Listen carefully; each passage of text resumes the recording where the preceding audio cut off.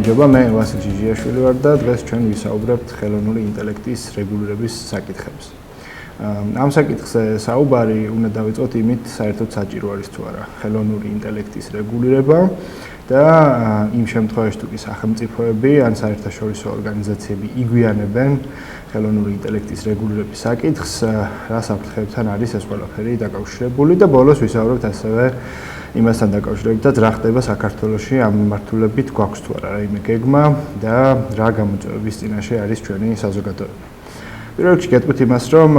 თქვენ როდესაც ყოველ დილით მიირთმევთ სენდვიჩს, ეს სენდვიჩი უფრო მეტად არის რეგულირებული, ვიდრე ნებისმიერი ხელოვნური ინტელექტის ხელსაწყო, რომელსაც ასევე ყოველდღიურ ცხოვრებაში იყენებთ. სენდვიჩის ნებისმიერი ინგრედიენტი, იქნება ეს ყველი, პური თუ სხვა რომელიმე ინგრედიენტი, უფრო რთულ და მკაცრ შემოწმებას გადის, ვიდრე მაგალითად ChatGPT ან სხვა რომელიმე ხელოვნური ინტელექტის ხელსაწყო, რომელიც აწი უკვე ჩვენი ცხოვრების განუყოფელი ნაწილი იქნება თანამედროვე ტექნოლოგიურ რევოლუციის პროცესში. ამიტომ, როდესაც საუბრობთ ხელოვნური ინტელექტის რეგულირების საკითხზე და მის საჭიროებაზე, უნდა დავსვათ კითხვა, რა სფეროები აითვისა უკვე ხელოვნური ინტელექტის ტექნოლოგიებმა და ამ სფეროებიდან გამომდინარე, რა არის ის საფრთხეები, რომელიც მის რეგულირების საჭიროებას აჩენს. თანამედროვე სამყაროში მეც თქვენც და ის ადამიანებიც, რომელიც შრომის ბაზარს წარმოვადგენთ, ხელოვნური ინტელექტი შემოიჭრა ჩვენს ცხოვრებაში, ჩვენგან დაუკითხავად, ისეთ სფეროებში, როგორც არის ფინანსები, როგორც არის კარიერა, მედიცინა, განათლება, საერთო სასამართლოების სისტემა და სხვა. და რამდენიმე მაგალითით შეგვიძლია განვიხილოთ, ხო? თქვენ ალბათ არაერთხელ მოგსვლიათ შეტყობინება ბანკებისგან, რომ შეგიძლიათ ერთ წუთში, ან უფრო ნაკლებ დროში აიღოთ სესხი, რაც ხელოვნური ინტელექტის ალგორითმების გარეშე დაახლოებით 10 წლის წინ შეუძლებელი იქნებოდა, ვინაიდან ერთი ადამიანისთვის სესხის მიცემა არის დაკავშირებული ბევრ შემოწმებასთან, ამ ადამიანის პროფილი, ფინანსური ისტორია, ვალდებულები, რომელიც მას გააჩნია და ამის გაკეთება თუ კი ადრე ხდებოდა საკრედიტო მენეჯერის მიერ, ასე ვთქვათ, ფიზიკური დოკუმენტების შემოწმებით, დღეს ეს ყველაფერი გადაბარებული აქვს ხელოვნურ ინტელექტს და სწორედ ამიტომ შეგიძლიათ, რომ ასე სწრაფად მიიღოთ სესხი, მაგალითად, თუ კი ეს საჭიროება გაქვთ. კარიერას რაც შეეხება, ალბათ ყველა იყენებთ საქართველოში ან საქართველოს ფარგლებს მიღმა არსებულ ვებსაიტებს, სადაც თქვენ შეგიძლიათ თქვენი რეზიუმე ატვირთოთ და თუ დააკვირდებით, როდესაც ეს რეზიუმებს ატვირთავთ ხოლმე, საიტები, სადაც ეს ყველაფერი ეს ინფორმაცია მიმოიცვლება, როგორც წესი, უმრავლეს შემთხვევაში არის უკვე ხელოვნური ინტელექტის ასე ვთქვათ, ტექნოლოგიაზე დაშენებული, სადაც არა მაგალითად HR-ი, არამედ ხელოვნური ინტელექტი გადაარჩევს პირველად მონაცემებს, რომელი კანდიდატი შეესაბამება თქვენთვის სასურველ პოზიციას და შემდგომში ხდება უკვე ამ კანდიდატებთან გასაუბრება. ასევე შეიძლება ეს საკითხი აქტუალური იყოს განათლების სფეროშიც, თუ კი თქვენ სურვილი გაქვთ რომელიმე უცხოურ სასწავლებელში ისწავლოთ და ამისთვის დიდი რესურსი დახარჯეთ საბუთების მოსაგროვებლად, სამოტივაციო წერილის დასაწერად, შესაძლებელია პირველი, ვინც წაიკითხავს თქვენს სამოტივაციო წერილს თუ რეზიუმეს იყოს არა ადამიანი, კომისიის წევრი, არამედ სწორედ ხელოვნური ინტელექტი, რომელიც შეაფასებს ხართ თუ არა სათანადო ამ თუ იმ ფაკულტეტზე სწავლებისთვის და მაგალითად არის თუ არა საჭირო რომ დაგიფინანსონ განათლება. სასამართლოშიც არის უკვე ხშირად გამოყენებადი ხელოვნური ინტელექტი, როდესაც მოსამართლეები ან სასამართლოს თანამშრომლები იყენებენ ხელოვნურ ინტელექტს საქმისთვის მნიშვნელოვანი გარემოებების დასადგენად, მტკიცებულების გასაანალიზებლად, ან მაგალითად ისეთ შემთხვევებში, როდესაც მოსამართლემ უნდა გადაწყვიტოს წინასწარი დაკავების საკითხი, ადამიანი გაუშვას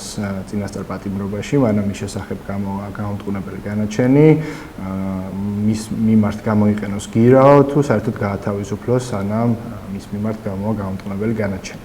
ეს მაგალითი არის ამერიკული მაგალითი, როდესაც მოსამართლეები იყენებენ ეს პროგრამას სახელად კომპასი, რომელიც წარსული სისხლისამართლ საქმეებზე დაყრდნობით და იმ მონაცემებზე დაყრდნობით, რომელიც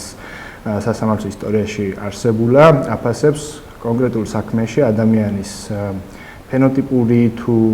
ინდივიდუალური წარსულის გათვალისწინებით, რამდენად არსებობს რისკი, რომ მან ან ახალი დანაშაული ჩაიდინოს, ან მტკიცებულები გაანადგუროს, ან მოწმეებზე იქონიოს ზეგავლენა. და ასეთი რჩევების საფუძველზე მოსამართლე წყვეტს საბოლოო ჯამში რა ჯობია ეს ადამიანი გაუშვათ დროებით წინასწარ პატიმრობაში თუ გაუშვათ სახლში და იქ დაელოდოს მის განაჩენს. აი ამ სისტემის შესწავლის შედეგად აღმოჩნდა მაგალითად რომ ხელოვნური ინტელექტის ალგორითმი, რომელიც ამ მონაცემებს ამუშავებდა, იყო მიკერძოებული ფერადკანიანი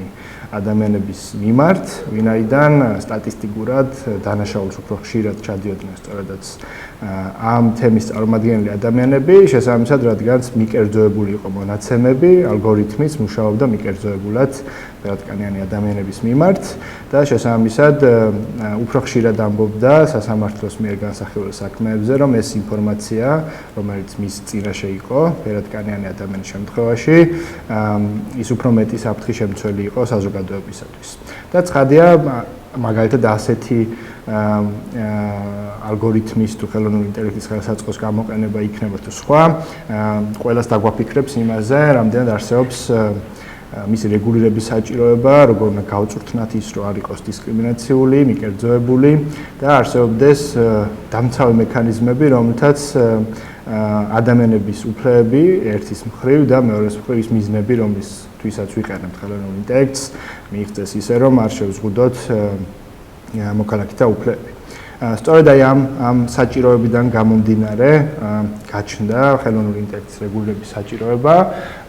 ვინაიდან ის მაგალითები, რომელიც მე მოვიყვანე, ხო, ეხება ეს ფინანსებს, ეხება ეს განათლებას, პირად ცხოვრებას თუ სასამართლოს სერვისის მიღებას, ჩვენ შეიძლება აღმოვჩნდეთ ისეთი პრობლემის წინაშე, რომ ჩვენზე მიღებული გადაწყვეტილება, რომელიც არ აქვს მნიშვნელობა კერძო სექტორში ხდება, თუ სახელმწიფოს მიერ მიღებულ გადაწყვეტილებას ეხება, შესაძლებელია უფლებებს გვიზღუდავდეს ისე, რომ ადამიანური ფაქტორი არ იყოს გათვალისწინებული და აი ამ გადაწყვეტილების მიღების პროცესში არასწორად დატრენინგებული ან არასწორი მონაცემების, მიკერძოებული მონაცემების მქონე ხელსაწყოები იღებდნენ ჩვენზე გადაწყვეტილებას, ისე ლახავდნენ ჩვენს უფლებებს, რომ არ გქონდეს ამის სათანადო დაცვის გარანტიები. სწორედ ამიტომ საზოგადოება, რომელიც ვითარდება და მისი განვითარების პროცესში ჩნდება ასეთ ტექნოლოგიები, ბევრჯერ დაასვა კითხვა, რას უშუალოდ ხელოვნურ ინტელექტს, როგორ უნდა დავარეგულიროთ ის და შევეცდები ახლა უკვე ახსნა ის თუ როგორ ხდება მისი რეგულირება, თუმცა მანამდე მირჩევნია კიდევ ერთხელ დავფიქრდეთ იმაზე და ზოგადად ვიმსჯელოთ, რას ნიშნავს კარგი რეგულირება. როდესაც ჩვენ გვინდა პროდუქტის ან სერვისის ან რაიმე საგნის რეგულირება, მნიშვნელოვანია ზუსტად გავიაზროთ, რატომ არის მისი რეგულირება საჭირო. წინააღმდეგ შემთხვევაში შეიძლება რეგულირება გახდეს უფრო დიდი პრობლემა, უფრო დიდი საფრთხის შემცველი საკითხი, ვიდრე ასე ვთქვათ, რაიმე ბენეფიტის მქონე, სარგებლის მქონე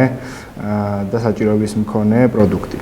აქედან გამომდინარე, კარგი რეგულირების პრაქტიკა, როდესაც რეგულაცია არის ჩვენი მეგობარი და დამხმარე საზოგადოებრივი სიკეთის შექმნაში და არა პირიქით ხელი შემშლელი საზოგადოების განვითარების, უნდა ითვალისწინებდეს რამდენიმე მნიშვნელოვან საკითხს. და ხელოვნური ინტელექტის რეგულირება, რომელიც არც თუ ისე იოლი გზის შედეგად მიიღწა, აჩვენა ეს კარგი რეგულირების მოდელი როგორია. როდესაც ჩვენ გვინდა, როგორც უკვე აღვნიშნე, საკითხის რეგულირება, აუცილებელია ეს დაიწყოს იმ ჯგუფების გათვალისწინებით, რომელსაც აქვს ამის სიღრმისეული ცოდნა. ანუ ამ რეგულირების პროცესში აუცილებლად უნდა გავითვალისწინოთ იმ ჯგუფების მოსაზრებები, რომელიც ამ საგანს, სერვისს თუ პროდუქტს ქმნიან და ხელოვნური ინტელექტის რეგულირებამდე გზაზე ჩვენ ნახეთ, რომ არაერთი კომისია შეიქმნა, იქნებოდა ეს ევროკავშირში, იქნებოდა ეს იუნესკოში, გაეროში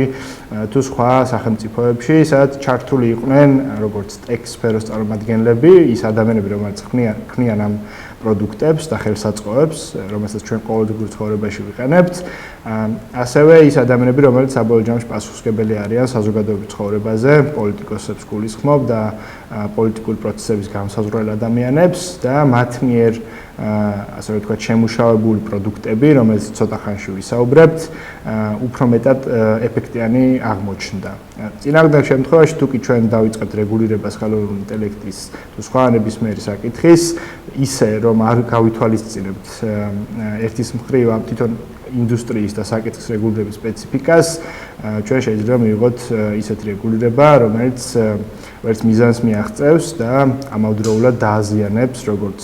ამ საკითხს თუ არეგულირებთ, ასევე საზოგადოების ნდობას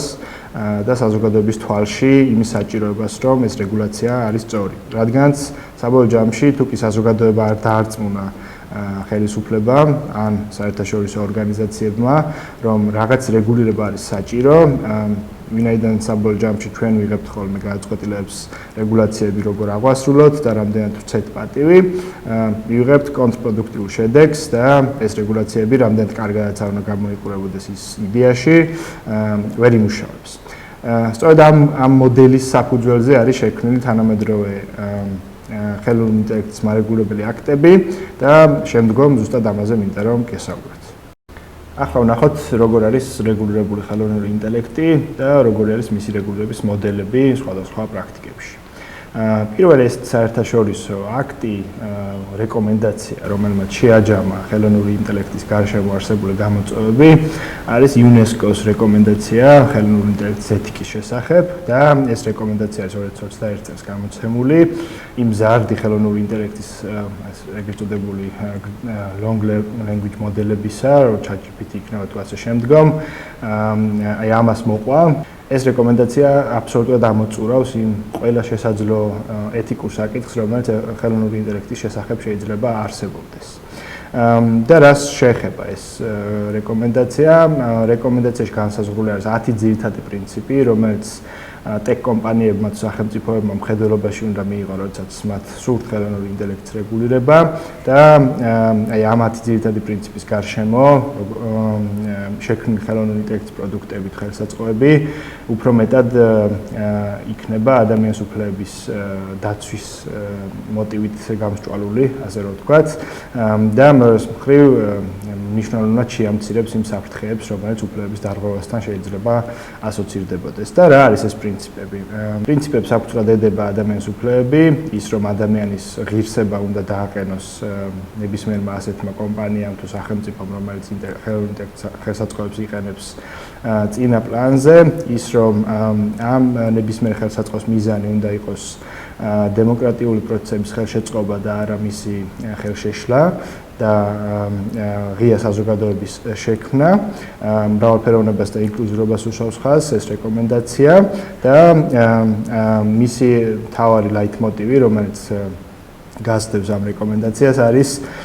დაბალანსება ერთის მხრივ ინოვაციისა, რომ საზოგადოება ტექნოლოგიურად განვითარდეს და ჩვენს წინაშე არსებული პრობლემები ხელოვნური ინტელექტის მისი ხელსაწყოების მეშვეობით გადავჭრათ, მაგრამ ამავე დროს დავიცვათ უსაფრთხოებით ავაშენოთ უსაფრთხო გარემო, სადაც იქნება პრინციპი, რომ ადამიანის უფლებები იქნება დაცული. No harm ესეთი პრინციპი, რომ არ შეიძლება ეს ტექნოლოგიებმა, რომლებიც ჩვენ ყოველდღიურ ცხოვრებაში გამოიყენება, ზიანი მიაყენოს ადამიანის უფლებებს. ან თუკი ესეთი საფრთხე არსებობს, მაქსიმალურად შემცირდეს ის ზიანი და მართვადი იყოს მასთან დაკავშირებული საფრთხეები. ერთ-ერთი მნიშვნელოვანი პრინციპი არის პირად ცხოვრებასთან დაკავშირებული პრინციპი, რომ არ შეიძლება ადამიანის პირად ცხოვრებას ლახავდეს ეს ხელსაწყოები იმაზე მეტად, ვიდრე ეს არის საჭირო, დაშვებული და გამართლებული, ასევე ის, რომ ნებისმიერი ეს ხელსაწყო, რომელიც ჩვენს შესახებ ამუშავებს რაიმე ტიპის ინფორმაციას, ან ჩვენზე იღებს გადაწყვეტილებას, რომელმაც შესაძლოა ჩვენ ბედი განსაზღვროს, უნდა იყოს ახსნადი, გამჭვირვალე და უნდა შეეძლოს ადამიანს იმის ნახვა, რა პროცედურის და რა დასაბუთების ფარგლებში მიიღება ჩვენს შესახებ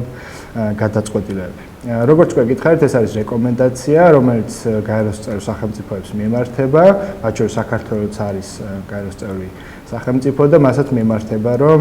ჩვენს ქვეყანაში არსებული ხელოვნური ინტელექტის ხელსაწყოები თუ ის გამოყენების პრაქტიკები გასდევდეს აი ამ პრინციპებს, რომელზეც ვისაუბრეთ. ამის შემდგომ სამა დიდმა მოთამაშემ მსოფლიოში ეს არის ევროკავშირი, ამერიკა და ჩინეთი ასევე გადაწყვიტეს, რომ დაერეგულირებინათ ხელოვნური ინტელექტის ხელსაწყოები და მათი მოდელები რეგულირებისა არის განსხვავებული. პირველი დავიწყოთ ევროკავშირით, რომელიც 2024 წელს მიიღო რეგულაცია ხელოვნური ინტელექტის შესახებ, რომელიც წევრი სახელმწიფოებისთვის სავალდებულოა და ეს რეგულირება ეფუძნება რისკის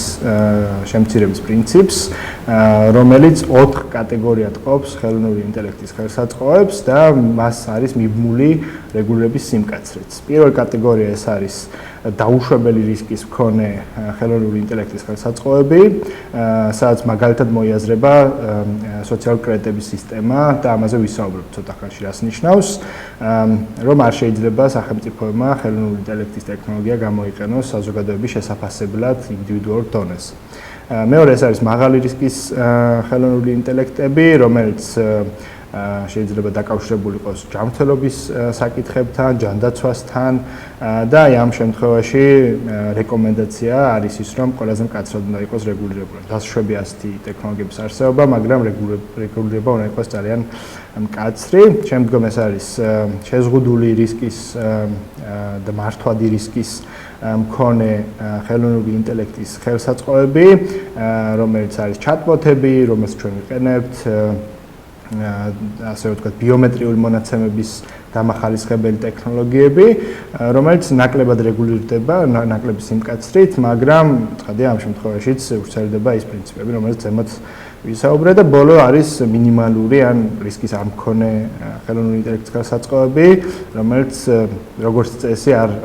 არის დაკავშირებული ჩვენი უფლებებისა თუ დემოკრატიული სისტემების შეფერხებასთან. ეს შეიძლება იყოს მაგალითად ვიდეო თამაშები, AI გენერატორები, რომელიც ჩვენს ასურველ პროდუქტებს აგენერირებს.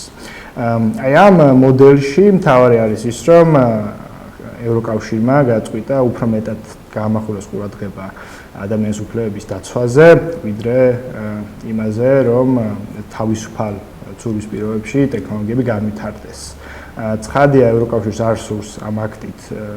ხელი შეუშალოს ინოვაციას, თუმცა მის პრინციპი არის, რომ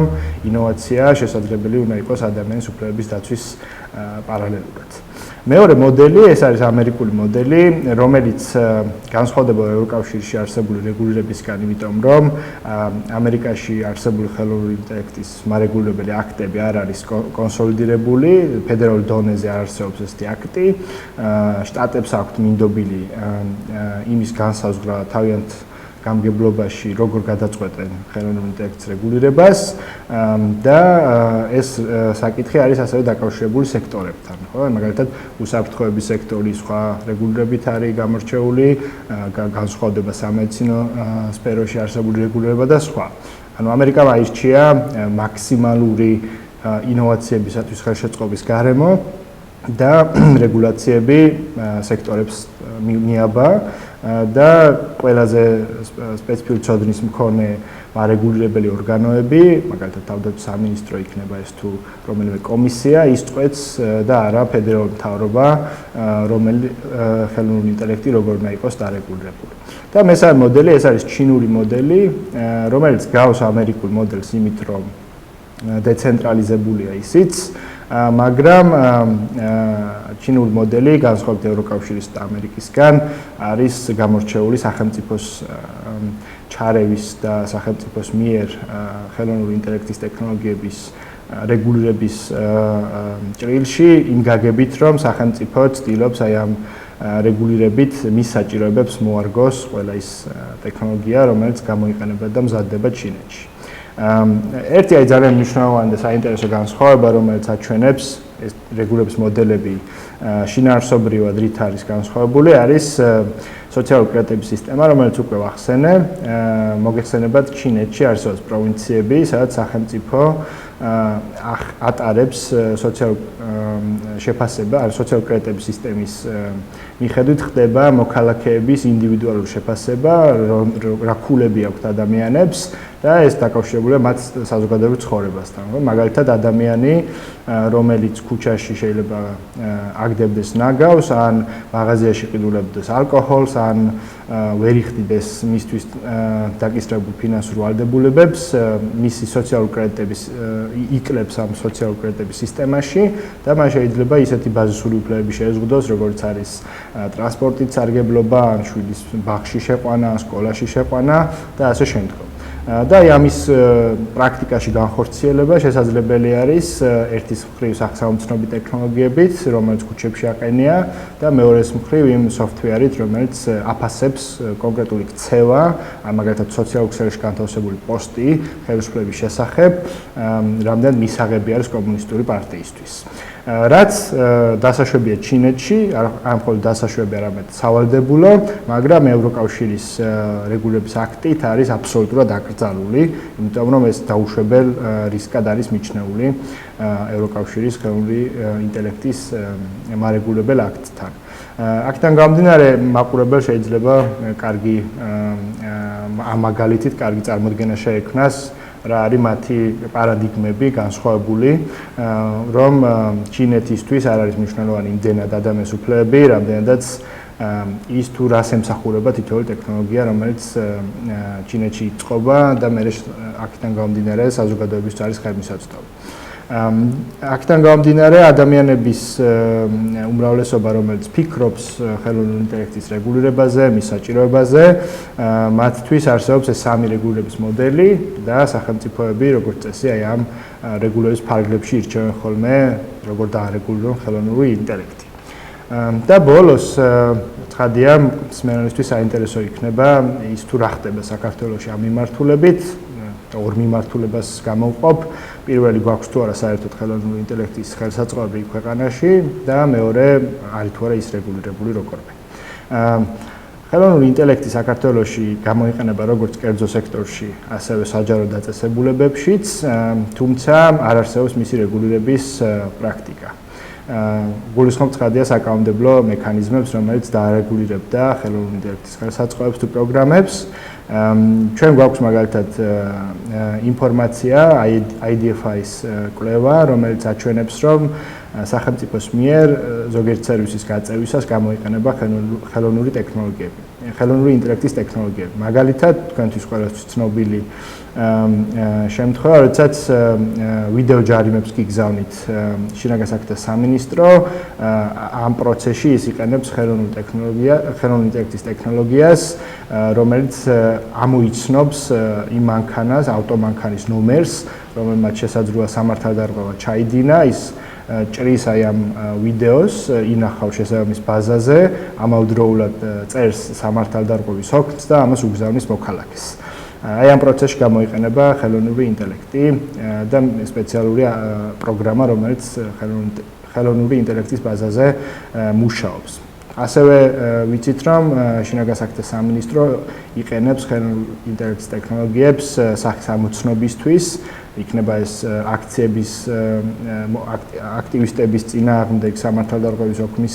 შესადგენად თუ სხვა მიზნებისთვის, როგორც არის მაგალითად სისხლის სამართლის დანაშაულზე ადამიანის იდენტიფიცირება. და ასევე ვიცით, რომ როგორც დასაწყისში ვახსენეთ, კერძო სექტორშიც გამოიყენება ხელოვნური ინტელექტი, მაგალითად, რომელიც მოვიყვანეთ, შეეხებოდა ბანკების მიერ სწრაფი სასხების გაცემას და სხვადასხვა კერძო სექტორის მიერ ასევე გამოიყენება ხელოვნური ინტელექტის სხვა ხელსაწყოები. თუმცა, როგორც კი აღნიშნე, საქართველოში არ გვაქვს რაიმე აქტი, რომელიც არათუ ყოვლის მომცველ, არამედ სექტორულ რეგულირებას მაინც შემოგთავაზებდა და განსაკუთრებით ეს პრობლემა თავს იჩენს მაშინ, როდესაც სახელმწიფო არის ის, ვინც იყენებს ხელოვნურ ინტელექტს, რადგან სწორედ ამ დროს არსებობს ყველაზე დიდი საფრთხე იმისა, რომ ჩვენი უფლებები დაიღოს. როდესაც ვიცით, რომ შინაგან საქმეთა სამინისტრო, განათლების სამინისტრო თუ სხვა რომელიმე უწყება იყენებს ხელოვნურ ინტელექტს გადაწყვეტილების მისაღებად, რომელიც ადამიანის უფლებების შეზღუდვასთან შეიძლება იყოს დაკავშირებული, ხადია გვჭირდება ქცევის წესები, მარეგულირებელი აქტი, რომელიც სახელმწიფოსაც და კერძო სექტორსაც გარკვეულ მითითებებს მისცემს იმის შესახებ, რა უფლებები გვაქვს ჩვენ, რა პრინციპით მუშაობს ეს ტექნოლოგიები ჩვენი უფლებების შეზღუდვის ხარჯზე და რა შეგვიძლია ამ შემთხვევაში მოქალაქეებმა გავაკეთოთ, ხო? იმიტომ რომ წინააღმდეგ შემთხვევაში ვრჩებით გაურკვევლობაში და მოქალაქეებს უნდა ჰქონდეთ იმის უფლება, იცოდნენ და ვიცოდეთ რა გამოიყენება ჩვენს წინააღმდეგ, რომ დაუპირისპიროთ ჩვენი ცოდნა თუ გამოცდილება ისეთ შემთხვევებში, როდესაც ეს ტექნოლოგიები ჩვენს უფლებებს არ ყოფს. რომ შევაჯამოთ, ჩვენ ვისაუბრეთ ხელოვნური ინტელექტის რეგულირების საჭიროებაზე, ვინაიდან ის ჩვენ ცხოვრებაში ჩვენს დაუკითხავად შემოიჭრა და აჩენს არაერთ რისკს, რომელიც ჩვენი უფლებების შეზღუდვასთან შეიძლება იყოს დაკავშირებული. ჩვენ ასევე ვისაუბრეთ იმაზე, თუ რა რეგულირების მექანიზმები არსებობს პრაქტიკაში, მოდელი ევროკავშირის, ამერიკის და ჩინეთის. ასევე ვისაუბრეთ იმაზე, რომ მიუხედავად იმისა, რომ საქართველოში როგორც კერძო სექტორი, ასევე საჯარო სექტორი იყენებს ხელოვნური ინტელექტის ხელსაწყოებს საკუთარი გადაწყვეტილებების და უფლებამოსილების განხორციელების პროცესში, საქართველოში ჯერჯერობით არ არსებობს რაიმე მარეგულირებელი აქტი, რომელიც ამ პროცესში ადამიანის უფლებებს დაიცავდა. ამ ლექციის მიზანიც მათ შორის არის ის, რომ დავფიქრდეთ რა არის ის საჭიროება და ის რეგულირების კარგი პრაქტიკა, რომელიც ჩვენ დაგვიცავს ხელისუფლების თუ კერძო სექტორის მიერ ამ ტექნოლოგიების გამოყენების პროცესში ჩვენი უფლებების შეზღუდვისკენ.